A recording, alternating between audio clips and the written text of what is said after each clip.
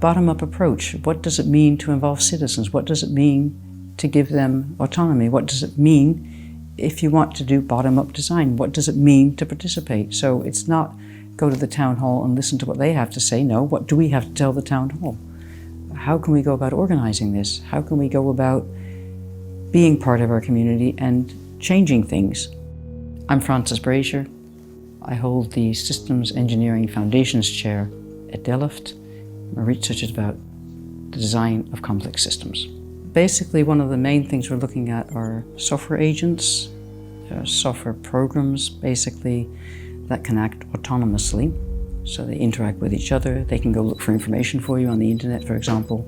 They can learn. Software agents can act and close contracts and negotiate contracts, but they're doing that in your name. So there's always a legal body behind them. I have solar panels on the roof. So right now, the sun's shining. There's a lot of electricity in this house that we could be using, but it's warm already, so we're not actually using that much of it.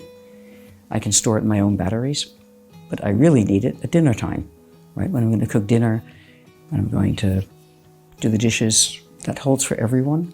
So there's this peak usage at breakfast time and at dinner time, basically. And supplying that energy is a challenge for the energy grid.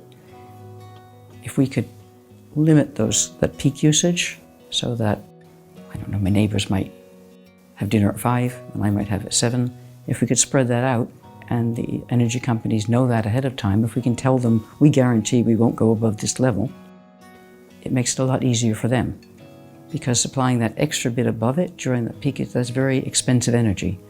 They have to store much, much more to be able to deal with that little bit above the level which they can easily cope with. And so there's now new decentralized approaches in which communities can make deals, basically, with the grid. As in, okay, we won't go above this level. I can do that individually, right? My agent can negotiate a contract with a company saying, I'll never go above this level, and make sure my devices in my house make sure I never go above that level. They turn themselves off, or the dishwasher doesn't go on until 9 o'clock when things have subsided, or don't want to turn television off in general. But there are other things. The heating can go down. The freezer doesn't need to turn on during this period. So I could negotiate that within my home, but it's a lot easier if I negotiate that with my neighbors, because they definitely have different patterns than I do. I mean, there's families with small children, there's older people with a very fixed pattern, there's people on their own. If they negotiate together, okay, we'll make sure that collectively we won't go above that peak usage. It makes it easier. And that could be done on paper, on contracts, but it can also be done by your agents that say, oh, but we can take care of this ourselves. Energy companies are providing this functionality, but then the energy companies turning my refrigerator off. And that's something that I don't embrace. I don't really want the energy company taking control of my devices. I want to be able to do that myself, or have my own agent do that for me. It's not because I'm it was visionary, it was the next step.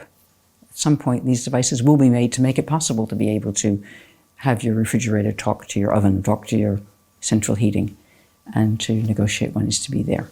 But getting that balancing act right, that's something you can do very locally, and agents, your software agents, can help you do that.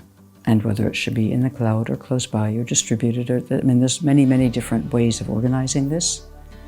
But to me, the major challenge is developing something that people need and can actually change their quality of life.